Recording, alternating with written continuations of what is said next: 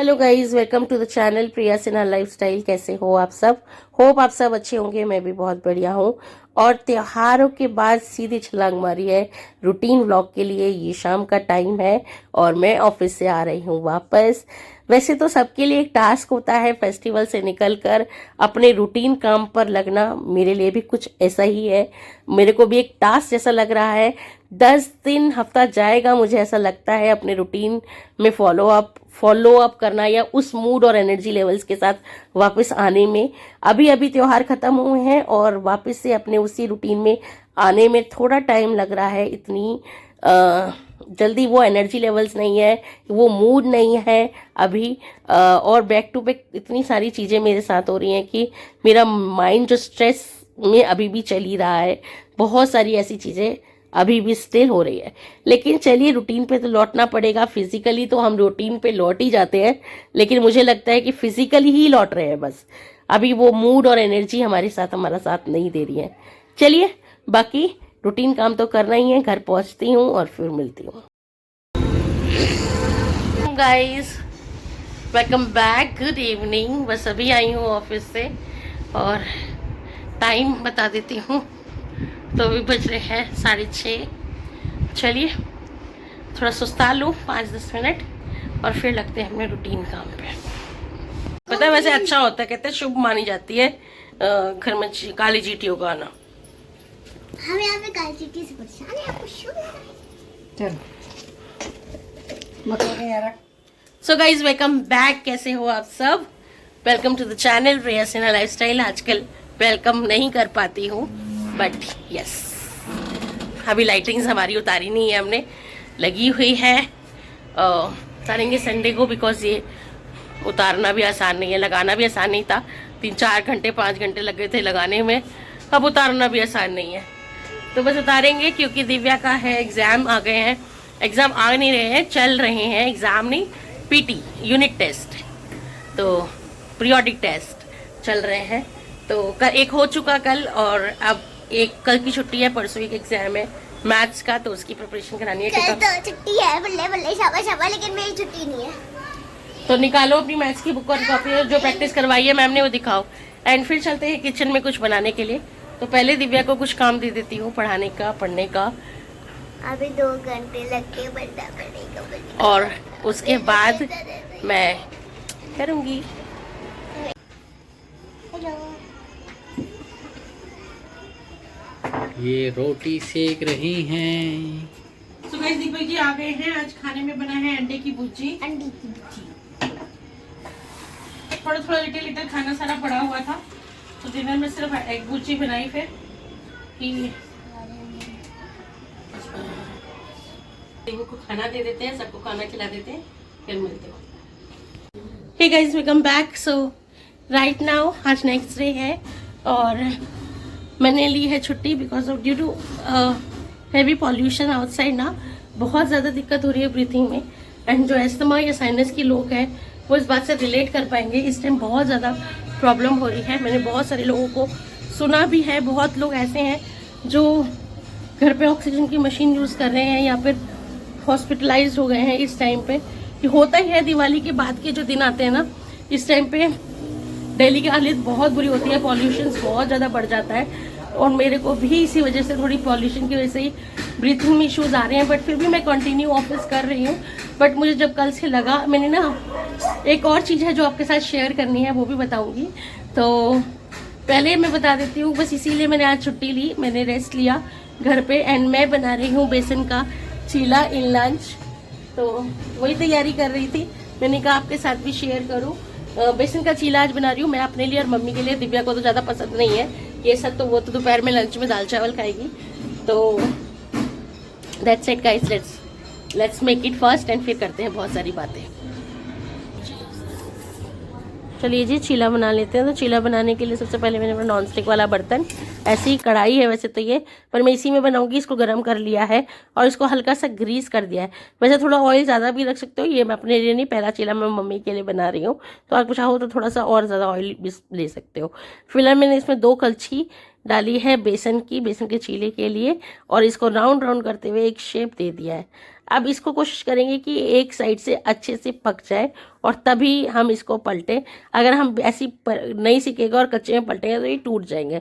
तो बेटर एक साइड से पलट जाए, पक जाए और फिर हम इसको पलटाएं। तो देखिए मैंने इसको पलटाया और ये कितने अच्छे से पलट गया। मैंने इसके ऊपर भी हल्का सा ऑयल स्प्रेड किया था जिससे कि थोड़ा सा अच्छे से पक जाए अंदर तक। और ये देखिए मेरा ये चीला बिल्कुल फर्स्ट क्लास पक के और बन के तैयार है। यहाँ मैंने मम्मी के लिए दूध भी गर्म कर दिया, तो यहाँ पर एक चीला और दूध मैंने मम्मी को डिनर लंच के लिए दे दिया। अच्छा, ये मैं क्यों बना रही हूँ तो मैं अपना बता दूँ, आज वीरवार है, थर्सडे है और दीपक जी के लिए शाम को सीधे खाना बनाऊंगी। इस चक्कर में अभी हम मम्मी और मैं ही हैं, चीला वीला खा लिया, दिव्या के लिए थोड़े से दाल चावल रखे थे वो गर्म कर दिए। तो इस तरीके से हमने सारा लंच निपटाया है। अब यहाँ पर मैं दूसरे चीले की तैयारी कर रही हूँ। जब तक मम्मी वो खाएगी मैं ये भी ले जाके उनको दे दूँगी। तो यहाँ पर दिव्या को पढ़ा रही हूँ, चीला भी बन रहा है, यहाँ मम्मी लंच कर रही है, मैं अपने लिए बना रही हूँ। पर फिलहाल दिव्या का पेपर भी है कल, यूनिट टेस्ट, तो उसकी भी तैयारी साथ में कर रही हूँ। N3 का 3, ठीक है, करेक्ट है। 5 to 10 का 1 कैरी, 5 to 15 और 1 16 का 1 कैरी, 3 to 6, 3 3 9 और 1। हाँ जी।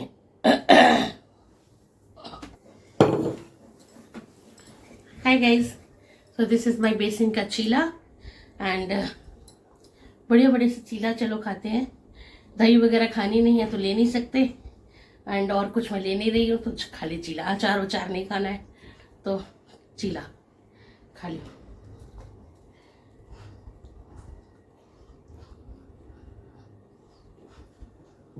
बहुत दिनों बाद खा रहे हैं तो अच्छा लग रहा है। रोज रोज खाने में ना चीना खाने से बोर हो जाते हैं, पर आफ्टर लॉन्ग टाइम कुछ खाओ तो अच्छा लगता है वो चीज।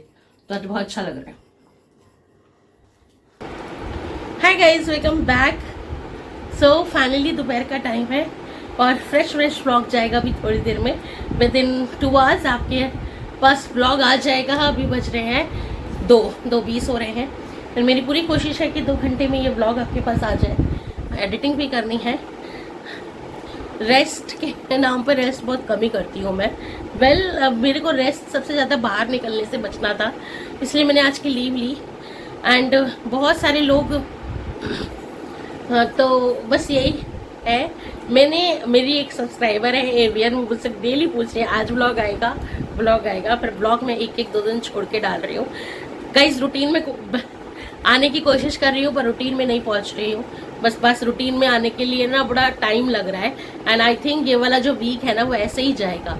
1 से 10 दिन लगेंगे वापस अपने आप को रूटीन में लाने में। क्योंकि अभी ना पता नहीं चला, 1 महीने में सारे त्योहार थे ना तो कुछ पता नहीं चला। भाग दौड़ चलती रही, करते रहे, त्योहार के जोश में भी लगे रहे, ऑफिस भी, घर भी, फेस्टिवल भी, सब चीज़ करते रहे। लेकिन अब फेस्टिवल चला गया ना तो अपने आप को रूटीन में लाने में बहुत टाइम। बाहर एनवायरनमेंट भी कुछ इस तरीके का है और कुछ अपने आप को दोबारा से बैक टू द रूटीन लाने में भी। एंड मेरे साथ तो ना बैक टू बैक ही कुछ ना कुछ चीज़ें ऐसी हो रही हैं जो अजीब सी हो रही हैं, जो मुझे मेंटली फ्री नहीं होने दे रही है। मेंटल स्ट्रेस से फ्री नहीं होने दे रही। पता नहीं क्यों, अब आपको बताऊंगी तो आपको लगेगा, लेकिन छोड़ो, कुछ बातें नहीं बताने में। ऑफिशियली किस तरफ से भी मैं कुछ चीज़ों से परेशानी चल रही हूँ। मेंटली थोड़ा सा स्ट्रेस में चल रही हूँ। तो बस वही है ना, बैक टू बैक फ्री नहीं हो पा रही हूँ। तो मुझे लग रहा है कि 10 दिन जाएंगे मुझे रूटीन में आने में। मैंने एक बहुत बड़ा डिसीजन अपनी लाइफ में लिया है गाइस, बहुत बड़ा डिसीजन जो मैं आपके साथ शेयर करती हूँ। पहले मैं शेयर नहीं करने वाली थी लेकिन अब मैं शेयर कर देती हूँ। मैं सोचा था कि आप लोगों को नहीं बताऊँ क्योंकि मुझे नज़र बहुत जल्दी लगती है और बता दो तो पता नहीं क्या होता है, नज़र लग जाती है, वो चीज़ें हो ही नहीं पाती। लेकिन फिर भी आपको बताना ज़रूरी है, बता देती हूँ। मैंने अपने आप को, आप लोग जानते हो मैं एस्थमेटिक हूँ और मैं 4 साल से प्राइवेट दवाइयाँ खा रही हूँ, पम्प्स ले रही हूँ, मैं एस्थमा की दवाइयाँ। एंड मैंने और मेरे हस्बैंड ने दिवाली से फेस्टिवल से पहले ही हमने डिसाइड कर लिया था कि जब फेस्टिवल ख़त्म हो जाएंगे उसके बाद वी टुक द डिसीज़न कि हम टोटली स्विच होंगे प्राइवेट मेडिसिन से हेम्योपैथिक पे। तो मेरी नोन में हेम्योपैथी डॉक्टर हैं जो बहुत ज़्यादा अच्छे हैं। मतलब मैंने उनके रिव्यूज़ देखे हैं, मैं पर्सनली नहीं जानती, मैं भी किसी के सुनने से गई हूँ। कुछ लोग हैं, कोई हैं जो मेरे नोन में हैं जो डायलिसिस पे थे, उनकी डायलिसिस भी ठीक हुई just because of homeopathy. Homeopathy treatments. तो उन्होंने मुझे बहुत फोर्स भी किया कि आप जाके उनसे ज़रूर मिलो, लेकिन मैं डिसीज़न ले नहीं पा रही थी क्योंकि मैं ना ऑलरेडी बहुत हेवी मेडिसिन पे रहती हूँ, प्राइवेट दवाइयों पे। लेकिन प्राइवेट दवाइयाँ ना एक टाइम पर आके आपको ना आपकी बॉडी इंटरनली बहुत ही ज़्यादा ख़राब कर देती है। जो पम्प्स में लेती हूँ, इनहेलर्स जो लेती हूँ, वो इनहेलर्स में भी स्मॉल अमाउंट ऑफ स्टेरॉइड्स होते हैं जो, क्योंकि जो आपको पूरे दिन काम करने में हेल्प करते हैं। और वो स्टेरॉइड्स उसी वजह से आप लोग बहुत बार मुझसे पूछते हो और मजाक भी लेते हो अपने आप में कि इसका तो वेट ही कम नहीं होता है, तो कब से कर रही है, ये है वो है। लेकिन वो भी रीज़न सिर्फ इसीलिए गाइस क्योंकि I am on my heavy medicine, बहुत ज़्यादा हेवी मेडिसिन पे, स्टेरॉइड्स पे, जिसकी वजह से ना मेरा वेट कभी कम हो ही नहीं पाता। मैं इतनी इम्यूनिटी इतनी वीक है कि वो कम होने नहीं देती, जैसे कम होने लगती मैं और जल्दी बहुत बीमार पड़ जाती हूँ। तो वी टुक द डिसीजन कि we will switch to homeopathy. तो रिसेंटली मैंने अभी ट्रीटमेंट शुरू किया है, लाइक 2 से 3 दिन ही हुए हैं अभी ट्रीटमेंट को स्टार्ट हुए and it's very early to say anything, क्योंकि मेरे को बहुत प्रॉब्लम हो रही है डायरेक्टली स्विच करने में, क्योंकि इतने टाइम से दवाई बॉडी को एक ड्रग की आदत पड़ गई है, एक स्टेरॉइड टाइप के ड्रग की आदत पड़ गई है।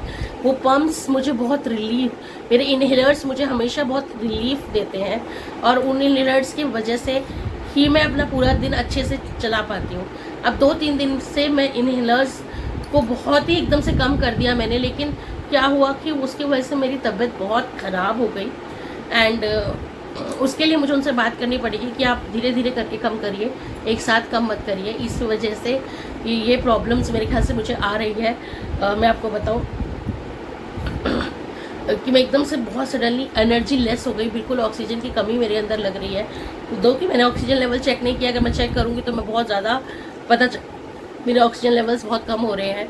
बाहर का पॉल्यूशन बहुत हाई है, इस वजह से भी ऑक्सीजन लेने में प्रॉब्लम हो रही है। डॉक्टर ने तो मुझे, मेरे प्राइवेट वाले डॉक्टर ने, जब मैं दिवाली से पहले गई थी ट्रीटमेंट के लिए, तब उन्होंने मुझे 15 दिन का रेस्ट लिख दिया था कि आप बिल्कुल घर से बाहर मत निकलना 15 दिन। बट ऐसा नहीं होता, मैं जाना भी पड़ेगा, आपको सारे काम करने पड़ेंगे।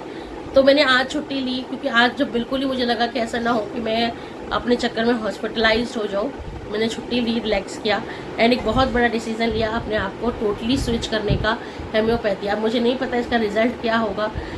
देखिए 2-3 हफ्ते अभी दवाइयाँ खाएंगे और लेकिन एकदम से स्विच करने पे मेरी बॉडी को ना बड़ी दिक्कत हो रही है और मुझे बहुत दिक्कत हो रही है। तो ये कुछ चीज़ें हैं जो आपके साथ शेयर कर रही थी मैं कि क्या होता है, देखते हैं आगे। आपके साथ मेरे साथ बने रहना एंड बहुत जल्दी आपके पास सारे व्लॉग्स भी आएंगे। व्लॉग्स मैं होम टूर का ब्लॉग बार बार देने के लिए कहती हूँ पर नहीं देती हूँ, अपने वर्ड्स पर, अपनी कमिटमेंट पे नहीं रह पा रही हूँ, क्योंकि ये इनजस्टिस होगा कि मैं अकेले होम टूर बना लूँ और दीपक जी को साथ ना लूँ, क्योंकि घर हम दोनों की मेहनत है। तो दोनों मिल के आपको दिखाएंगे और छोटू सा ही है बट दोनों मिल के दिखाएंगे और इसके पीछे की स्ट्रगल स्टोरीज भी आपके साथ शेयर करेंगे। तो जब दोनों होंगे एक साथ तभी करेंगे। फिलहाल के लिए अपडेट दिया है, आफ्टर फेस्टिवल जो अपडेट है, जो मेजर अपडेट थी वो आपको दे दी गई है। ये मेजर अपडेट है मेरे आपके साथ को शेयर करनी है। तो आपका क्या कमेंट्स में बताना, क्या राय है। मुझे लगता है कि मैंने होम्योपैथी पे स्विच करके ठीक किया, क्योंकि एक टाइम पे आके ना आपको प्राइवेट दवाइयाँ ख़राब कर देती हैं आपका शरीर, आपकी बॉडी पार्ट्स। लाइक मेरी मदर पैरालाइज थी एंड बहुत सालों वो प्राइवेट दवाइयों पे रही। पैरालाइज होने से पहले की बता रही हूँ मेरी मदर को ना गठिया बाई की प्रॉब्लम थी। आई थिंक बहुत सारे लोग जानते हैं गठिया बाई किसे कहते हैं। गठिया बाई की दिक्कत थी जिसकी वजह से मेरी मदर ने ओवर द ईयर्स, कितनी हम बचपन से देखते आ रहे थे अपनी मम्मी को कि उनको गठिया बाई की दिक्कत है एंड ओवर द ईयर्स उन्होंने खाई है दवाइयाँ, सालों साल प्राइवेट दवाइयाँ एंड पेन किलर्स लिए हैं, क्योंकि गठिया बाई में दर्द बहुत रहता है। तो दिन की एक 500 mg की पेन किलर्स तो वो खाती थी। वोवरान पेन किलर होते थे, वो कितना खाती थी। तो एक टाइम ऐसा आया कि उनकी बॉडी ना पैरालाइज हो गई उस दवाइयों की वजह से। तो मुझे लगता है कि प्राइवेट दवाइयाँ आपको इंस्टेंट रिलीफ देती हैं बट वो साइड आपकी इंटरनली बॉडी के ऊपर भी साइड इफेक्ट करती हैं। मैं बहुत अर्ली बता रही हूँ ये सब चीज़ें, पर मैं इसी डर के वजह से मैंने कहा मैं ऑलरेडी 4 साल से खा रही हूँ दवाइयाँ, लेकिन बेटर है कि मैं मूव करूँ टू होम्योपैथी इसलिए कह रही हूँ। और भी बहुत सारे लोग आप लोग बहुत सजेशंस देते हो, लेकिन मैं कहती हूँ अभी मेरी आसपास से बहुत अच्छे रिजल्ट है इसीलिए मैं होम्योपैथिक पे गई हूँ। और होम्योपैथिक क्या करती है, वो बहुत टाइम लेती है आपको रिकवर करने में। तो मुझे डॉक्टर से सिर्फ एक ही क्वेश्चन पूछना है, क्योंकि as homeopathic take time to give you relief, और उस बेसिस पे मैं एकदम से ये वाली दवाइयाँ भी छोड़ दूंगी तो मेरी बॉडी बहुत ज़्यादा परेशान हो जाएगी। तो मुझे डॉक्टर से यही रिसर्च करना है कि वो भी धीरे धीरे मैं छोड़ूं और यहाँ ये धीरे धीरे अपने ऊपर असर करेगी। एकदम से छोड़ना वो दवाइयाँ और ये दवाइयों को एकदम से लेने में ना, क्योंकि होम्योपैथी अभी 2 या 4 दिन नहीं, महीनों खानी पड़ती है, तब जाके वो आपकी बॉडी पे असर दिखाना शुरू करती है। लेकिन उस बेसिस पे मैं वो वाली दवाइयाँ एकदम से छोड़ रही हूँ तो मुझे थोड़ी सी uncomfortable, uneasy, oxygen level down, energy level down हो रहा है प्रॉब्लम्स। तो ये वाली प्रॉब्लम है जो मैंने आज आपके साथ शेयर करी है। मैं होप सो आप लोगों को ये ब्लॉग समझ में आया होगा, और अगर ब्लॉग में कुछ भी अच्छा लगा हो तो, और आपकी कोई राय हो इस बेसिस पे, तो प्लीज़ लाइक करिएगा ब्लॉग को, एंड कमेंट सेक्शन में अपने कमेंट्स दीजिएगा, मुझे बताइएगा। एंड आप में से कौन कौन है जो फेस्टिवल के बाद रूटीन पे आने की कोशिश कर रहा है, पर रूटीन में तो ऑब्वियसली क्या नहीं करोगे, जॉब पे जा ही जाओगे, नौकरी नहीं करोगे, छोड़ छाड़ के तो कुछ नहीं बैठोगे, सब कुछ करोगे, बट वो कह रहे ना फिजिकली तो आप दिख रहे हो कि आप सब जगह हो, सब चीज़ें कर रहे हो, बट वो एनर्जी लेवल्स नहीं है और वो माइंड नहीं है, वो मूड नहीं है अभी, उसको आने में आपको टाइम लगेगा। तो कौन कौन इस बात से एग्री करता है, please do comment in the comment section. And फिलहाल के लिए ब्लॉग ओवर करती हूँ इस ब्लॉग, और फिर मिलेंगे नेक्स्ट व्लॉग में with a home tour vlog. पक्का दीपक जी को मनाती हूँ कि भाई मान जाओ, व्लॉग देना है, तो फटाफट से ये व्लॉग अगर अच्छा लगा हो तो प्लीज़ लाइक कर दीजिएगा, शेयर कर दीजिएगा एंड सब्सक्राइब कर दीजिएगा। Till then stay safe, stay healthy and take care, love you all.